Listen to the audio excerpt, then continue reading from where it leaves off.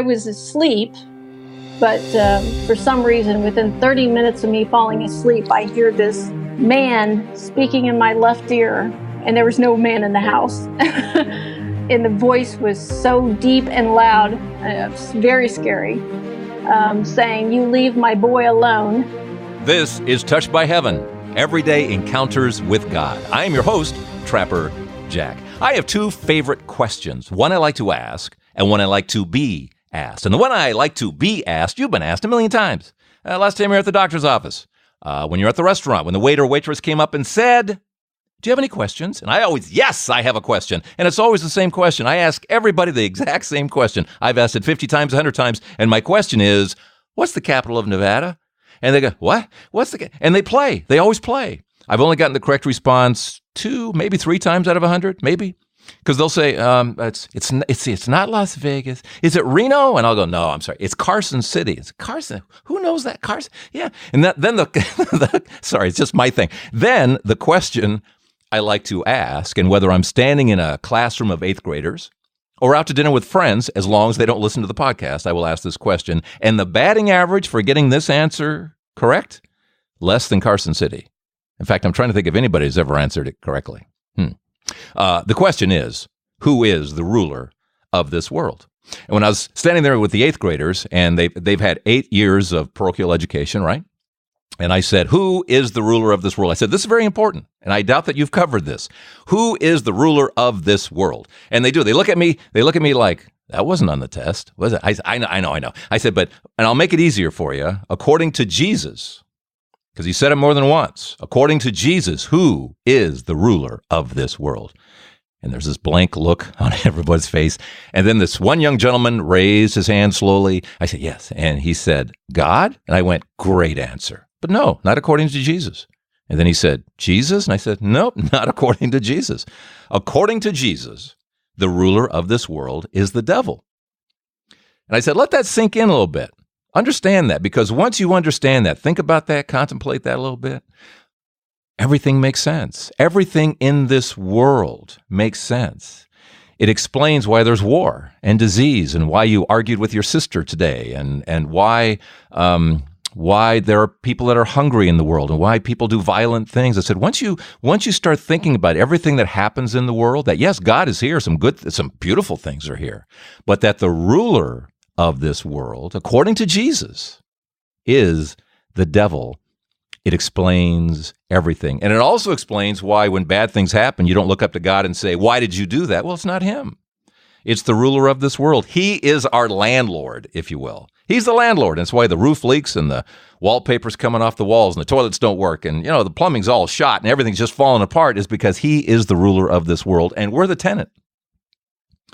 But Jesus said something so fascinating about the whole process, Mr. Fix-It, because he came to fix things, because Jesus said, I'm not of this world. Isn't that interesting? I'm not of this world, and you are not of this world. We are here for a short period of time to do something, to join Jesus in fixing it. He came to reconcile everything, to fix everything, to bring things back to the perfection that once upon a time was in everything. So Jesus said, I'm not of this world, you're not of this world. So he paid the supreme sacrifice of dying. And when he did that supreme sacrifice, he countered the supreme betrayal of Lucifer, the head of the angels. When a third of the angels fell, he countered that. He matched that supreme betrayal of Lucifer. And then what do? We pick up our cross, we follow Christ, and we say, I'm with you, Jesus. And when we do that, we match the fallen angels. So we have our leader, we have Jesus, they have their leader, that's Lucifer, and our job is to bring love into this world, to counter that hate that is in the world, that the supreme betrayer, the supreme liar.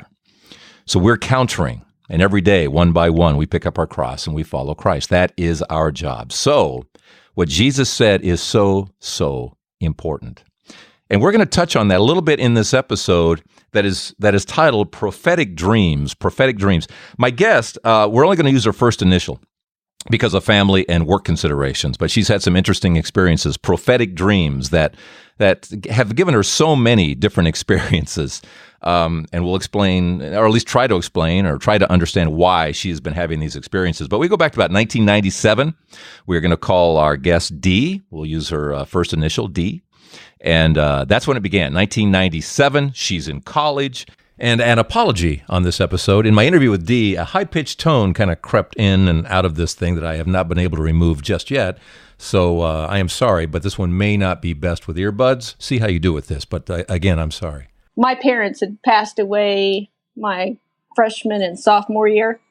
And so I was pretty much on my own in college. And after that, I had this dream.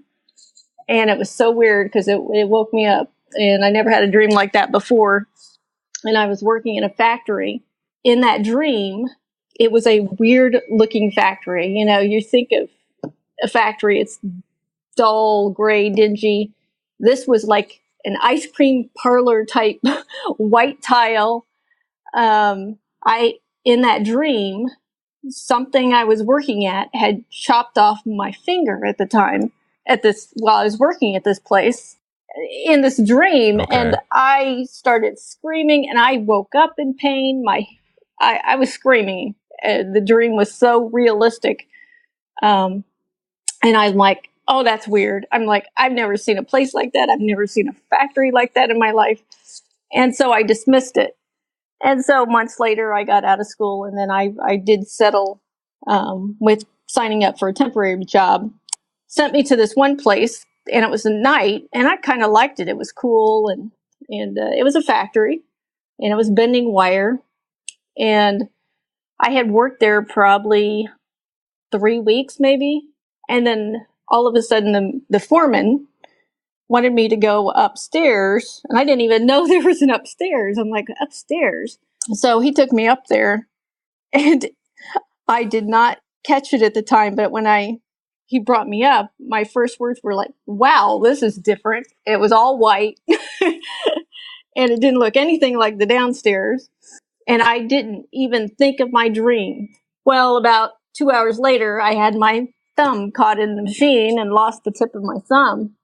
And it wasn't until I was at the hospital and because I had passed out because I was bleeding pretty good, dawned on me it was that dream.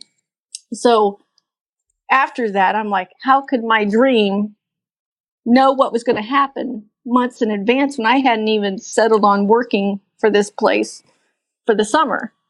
At some point, what do you think that is? What is your conclusion at some point? At that point, I always believed in something, God. You know, I thought, well, maybe it was my parents knowing something was going to happen.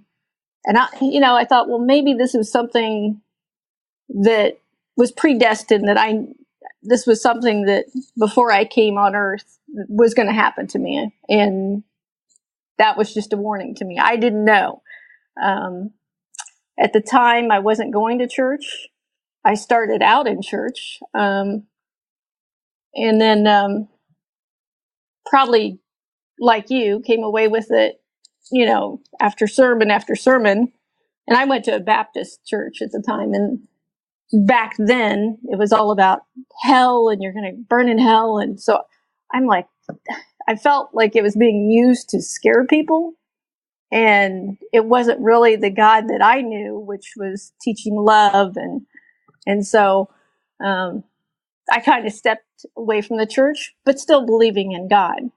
And then I was then married to, don't want to give out names, but anyways, those dreams kind of predicted things that he was doing. And then later on, eventually happened. And I'm not going to go into that part, but. Okay, I'm just going to assume you got dreams that he was with somebody else. Exactly, and doing things or doing something to me later on. Okay. One wasn't terrible. I had a dream that he was going to throw me.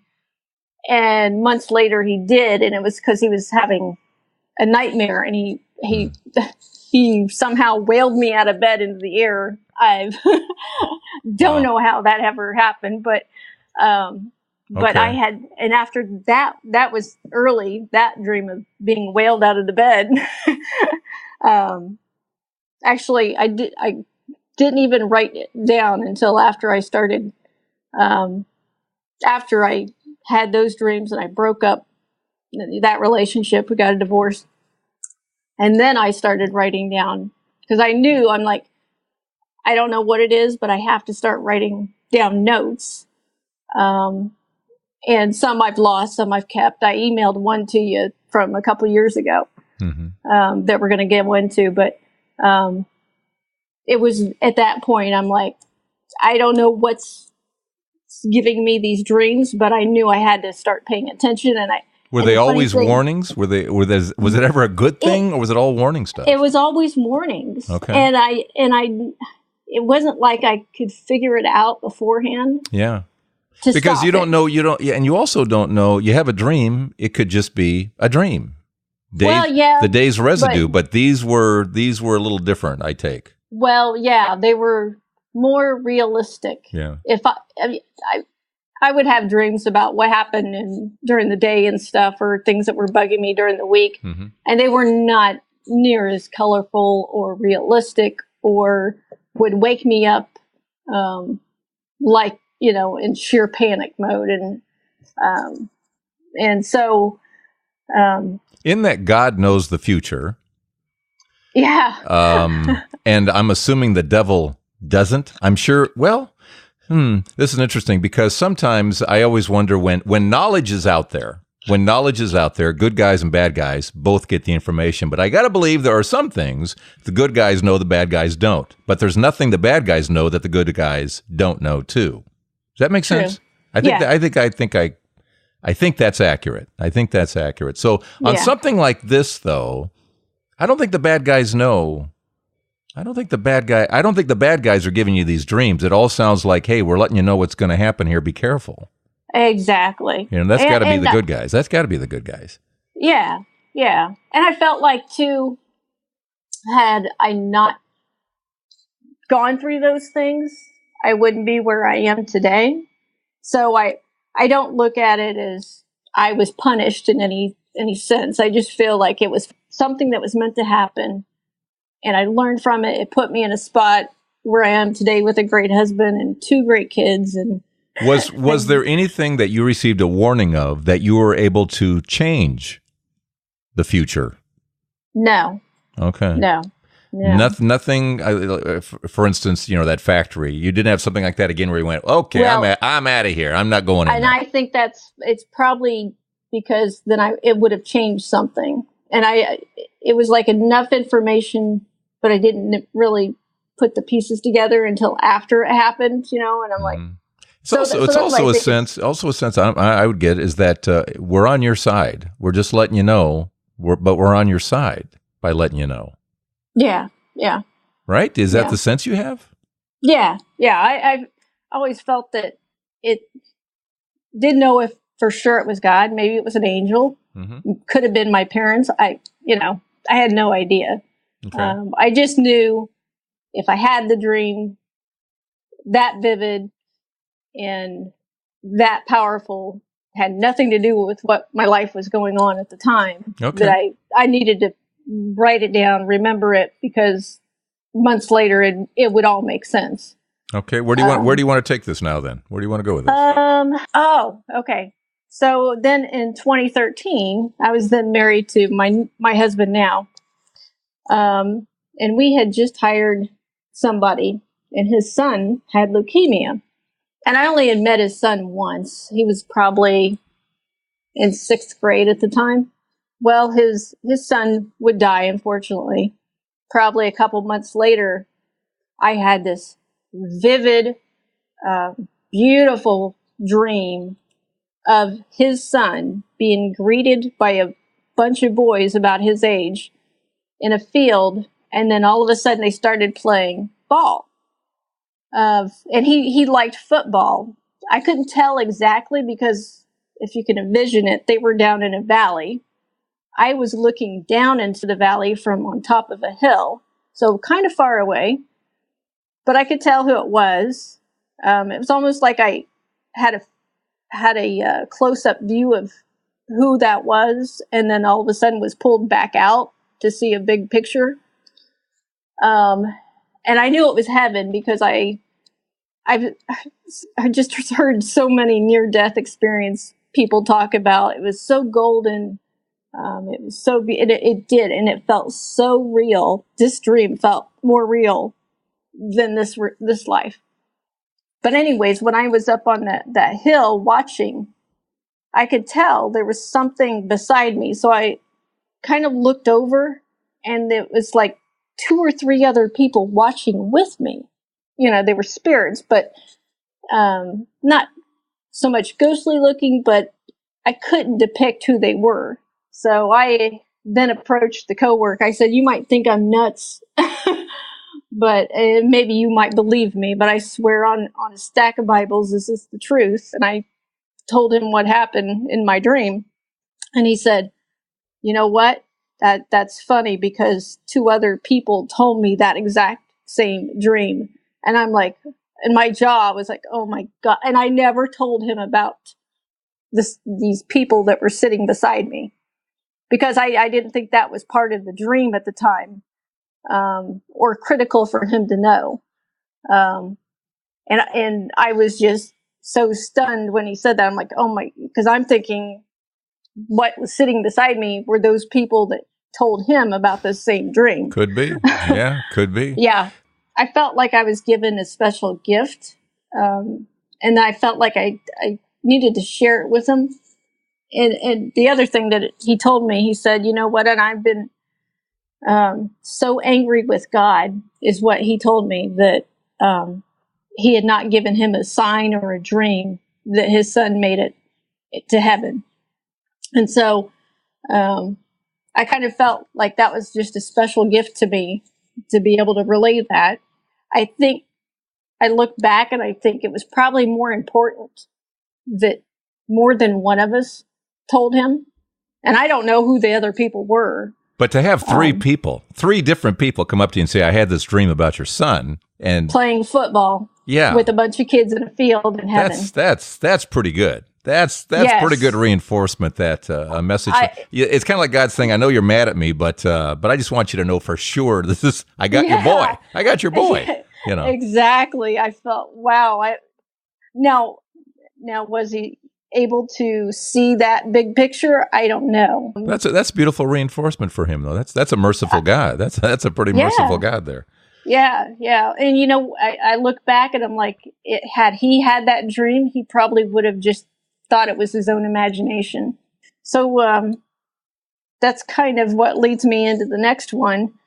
Back in 2016, I believe, is when Dr. Namey went on to Joyce Riley. And at the time, I was listening to, besides Joyce Riley, some near-death channels, some channels on Edgar Casey. So when Dr. Namey came on, I'm like, wow, that kind of ties in to a lot of the stuff I was listening to at the time. And when Dr. Namey went into his visions of heaven and meeting Jesus, I'm like, wow, I got to get more of this. And so that's what kind of hooked me on to following Dr. Namey. And it wasn't more than 6 weeks, maybe 4 after that, I had a dream. And I didn't know what it was at the time, but it was another colorful dream. And it was weird because this one was me at my office, sitting in my desk at the computer, and this black, ugly, hideous, tall thing in my office was directing these 2 dog-like, and they were not dogs because they had arms, just demons. And he directed them to start attacking me, and they were attacking me as I was at my computer typing. So I had just wrote down the notes of that dream, and I had sent those to you. Let me pull that up because I had to write this down because it was just the scariest dream I've ever had. And my husband had to wake me up from that dream. Let's see. The black entities thing that was directing these 2 demons on me. I wrote down that his teeth were hideous. He was blacker than black. No hair anywhere that I could tell. Eyes were yellowish with black pupils. The body was human-like. but taller. But I could not describe the hate, Trapper. The hate is, you can't fathom the kind of hate these things had. And I could feel the hate in this dream. And after I woke up, I'm like, what on earth is that? And then there's a channel on YouTube called Huff Paranormal. And probably a couple weeks after that, he was posting videos of where he's speaking to spirits through a radio. And he was being attacked by some entity that was calling himself the devil. Well, skip back to Dr. Namie. After that dream, it wasn't maybe a few days later, you had interviewed Dr. Namie and asked him if he saw the devil. And he described the devil as being blacker than black. And oh my gosh, my mouth dropped when he said that, because I'm like, that has to be what I was dreaming about. During that same time, Huff was getting these messages through, I don't know, I think he calls it a spirit box or whatever, where they talk to the dead or whatever. But, in my opinion, they're not the dead. They're fallen angels, or they're not our loved ones, basically. Right. They're trying to con you, basically, and do a lot of different things. Yeah. Exactly. And so I had started to warn him. I said, you need to stop what you're doing. And I sent him several links to Dr. Namie describing what he's talking to.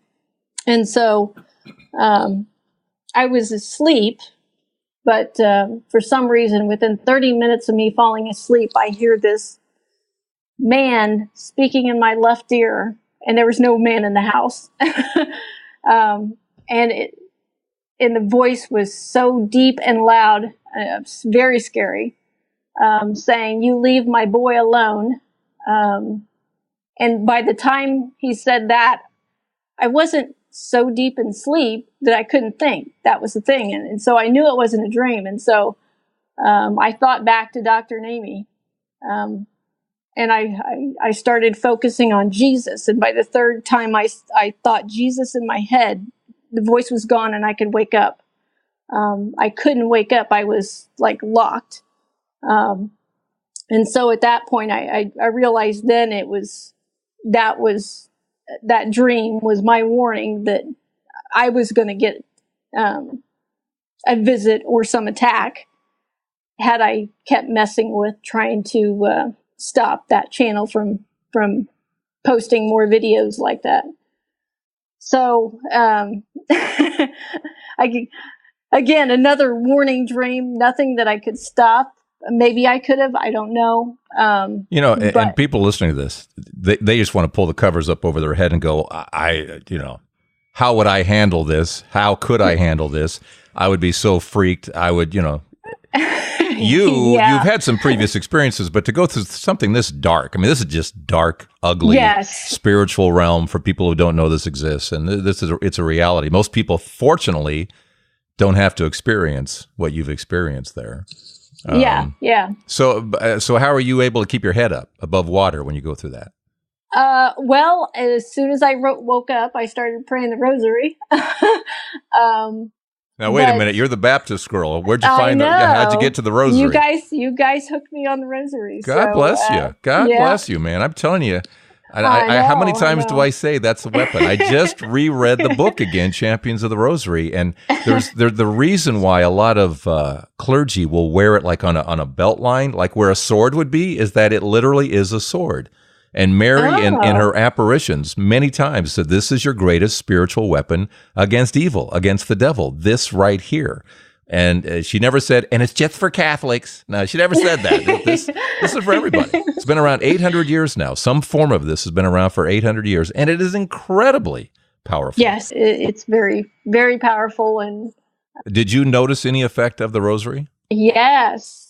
I know if I pray the rosary, if I'm doing it often enough, I will have more dreams. I will get more answers from the dream. The rosary is just so powerful in giving me the dreams that answer things that I often wonder about with the Bible or anything. Did you find it blocking the evil, all that, the dark stuff that was going on in there? Did you think it blocked it? Well, and I never got attacked. And I think that's probably why. Probably because I do have Jesus with me. Thank God. I probably, had that happened without listening to Blind Faith Live, I wouldn't have known what to do. Yes, I believed in Jesus and heaven and everything, but that would have freaked me out. But by that point, I'm like, I know, what that guy's dealing with. And then when it wasn't anything I was doing in my life that would have caused Satan to show up. So I knew, when I heard that voice and when he said, my boy, it just knew instantly. And then the fact that I wasn't even in a deep sleep, I could think, I knew exactly, I just couldn't wake up until I started focusing on Jesus. Yeah. And then I woke up out of that. And we obviously can pray that rosary for people as well, for their protection. And that could have been it too, because I was praying. I wasn't so much talking or sending him information at that point. I was probably more praying for him. But I cannot describe the hate. It's you couldn't. If somebody had killed your child, compound that hate towards that person times 1,000. It's nothing. These things hate us like there's no tomorrow. But I could not describe the amount of hate. It's just the amount of hate is beyond words. We can't comprehend it, can we? No. I know people that hate things, hate other people, especially hate people that have done things wrong to children. But this is nothing like that. It's far beyond anything you can imagine. And this ties in, one of the great messages from Dr. Namey that no one else talks about in terms of, then you learned about the matching through Dr. Namey, obviously, something nobody talks about. But when you think about that, and this explains it, you have to ask yourself, why? You have to ask yourself, why? Yeah. What did I ever do to them? What did I ever do that I should be on the receiving end of this much hate? And the answer is, we affect their influence in this world. They have enormous power that we mute by loving each other. We kill them by following Christ. And that's why Christ said, pick up your cross and follow me and all of that. When we do that, we mute their power. One of the great questions that I never hear anyone talk about is that, okay, if God became man and he lived on this earth and he died on a cross and rose, why wasn't that enough? He did what he said he was going to do. He did it. It's done. He said, it's done. Okay, it's all done. Then why didn't evil go away? Why didn't it go away? And the answer is because that's our job. He started the process. He muted a big chunk of it. He changed the course of history, and he made us the enemy. I mean, we really became the enemy, because if we follow Christ one by one, and we negate that evil influence as he did, they're going to be really upset at us, that beyond anything we can imagine, because we're muting what they can do. Yeah. It all makes sense, doesn't it? It just makes sense why they hate us. They got no reason to hate us. We didn't do anything, We didn't do anything unless we are having influence on them, which we obviously are. Yeah. It's probably also compounded by the fact that God put us above the angels, and maybe that's why. Yeah. A lot of it, I don't know. I just knew it was just nothing from this world. It's just a hate beyond hate. And you're the enemy, and I'm the enemy. We're all the enemy. We're all the enemy. Yeah, yeah. But luckily, I've been given some good dreams too. Hallelujah for you, girl. I mean, you sound pretty normal outside of these kind of odd experiences that you have. You've kept your head above water. I was dreaming, or not dreaming, praying on the rosary a lot. So I was asking him, like, how do you love those, Jesus, how do you love somebody that is killed or is, doing wrong things? Thank God he gave me this dream too. Probably after a week of praying on that, I was given this dream where taken to this beautiful garden in heaven. There was a big, beautiful tree, and then this tree sat up on top of the cliff, and I was shown this garden, and then brought into that tree, and Jesus was there, and he was telling me that I love everybody because they're all tied to us. They're all connected. They're all, my children. And then he pointed to the tree, and the tree had a picture of him at the bottom of the base. And then everybody else's pictures were on the branches and everywhere else. Then after that, I woke up, and then I jotted down all my notes and stuff. But he, after I woke up, I'm like, he put that in a way that made sense to me, because I always did a lot of genealogy work for my dad's side of the family. And so when he showed me that tree, I'm like, that's because we're all related. It all started with Adam and Eve. All started with God. We're all his children. Yeah, talk about a family tree, Yeah. And let's see, you got some I am the vine, you are the branches, you got that in there, it's all in there. Well, I wrote down later in the same notes on that dream, I said, later heard a preacher say the scripture stated, I am the vine, you are the branches. And I didn't know about that verse. I probably did. So I looked it up, and it was in John. I can read it for everybody that doesn't know. It says, I am the true vine, and my Father is the gardener.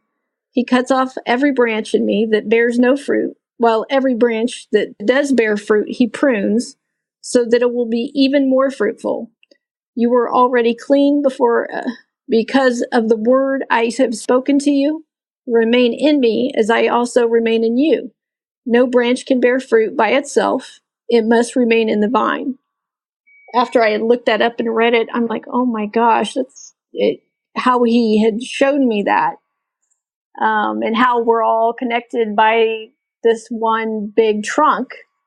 I'm like, wow, it made so much sense. And then it's like, oh, I get it now. Yes. Now. And I've gone through my whole life where I'm still getting things where I'm going, oh, okay, and you would think we'd have it all by now, but we don't. We hear it when we're supposed to, Yeah. Well, and that's why a lot of people go back and listen to Dr. Namie's insights on the Bible too, because sometimes when I listen to the podcast, it may not have clicked the first time, and then I go back and listen again months later. I'm like, oh, okay, I get it.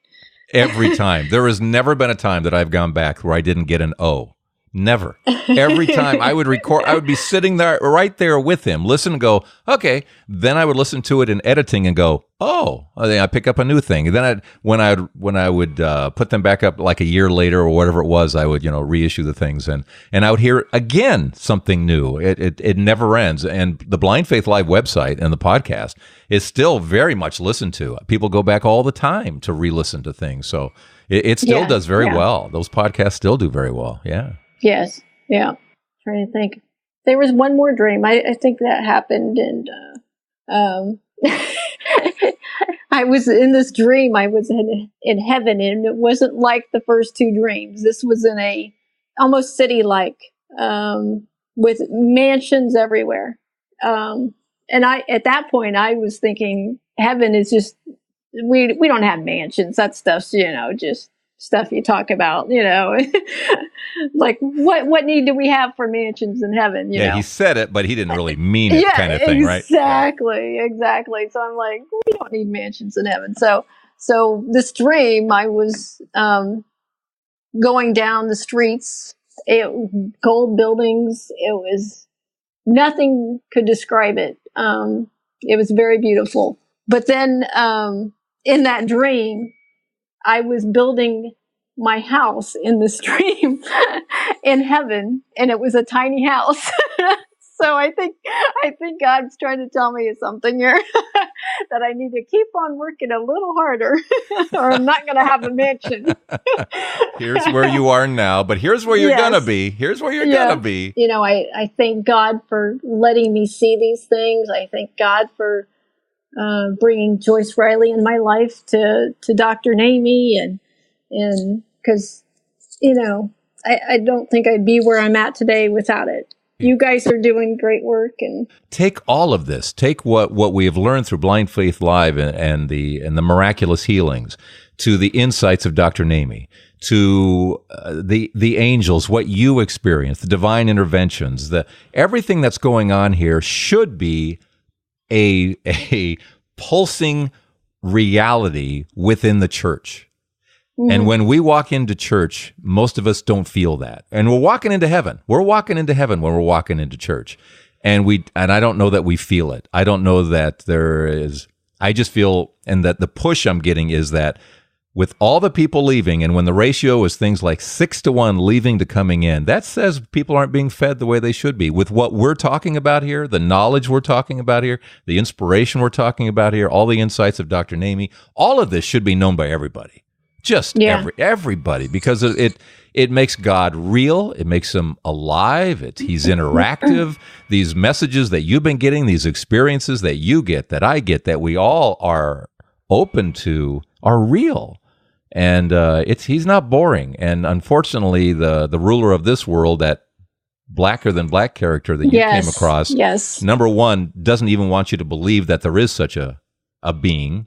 That's victory for him. That's victory for him. I exactly thought that. I did not believe in Satan before. I thought this was just a tactic, because the Bible doesn't touch on it much. I think the most unquoted line of Jesus in the Bible, and he said it more than once, is the ruler of this world is the devil. It's like it's a throwaway. It feels like a throwaway. The ruler of this world is the devil. That's nice. What else you got? You know, it's like, no, don't you if you understand that, you understand everything that's going on in this world. Everything. Yeah. You know? Yeah. And I after that dream, I do make sure that my kids understand that it's Satan that's ruling this world, that stuff may happen. You don't blame it on Jesus. You don't, and you may look at it as, you know, being evil or whatever, but that is not something directed on you as a punishment because of Jesus. It's just the evil in the world. And I quote the same thing, that the ruler of earth is Satan. Mm-hmm. So why you? Yeah. Why you, Dee? Why you? Why do you think you? Well, that you're getting this stuff. I think it's just because I don't have faith. I tell my kids, I know Jesus is there. I don't have faith. So I think that's probably part of it. I just don't have any doubts. Yeah. All right. What do you want to finish on? What words of wisdom do you want to leave us with, Dee? Oh, I don't know. I guess the big one is don't fall for the lie that the devil doesn't exist.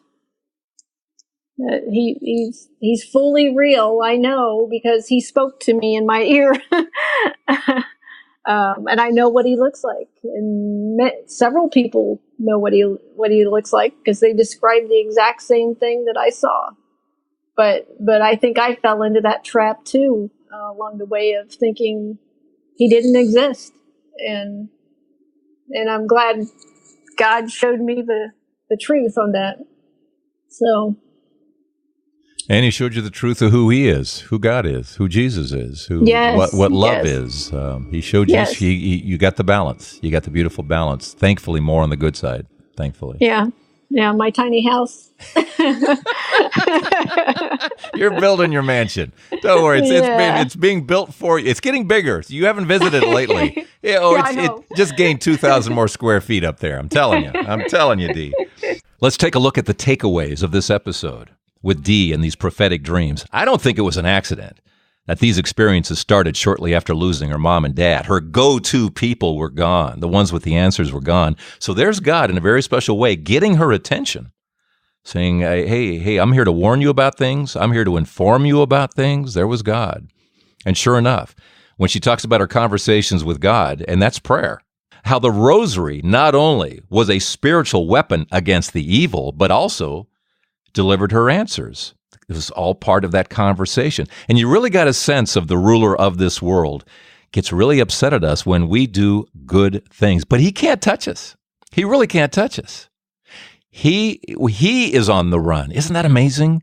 He is afraid of us. We are ruining his day when we love and we forgive and we help other people.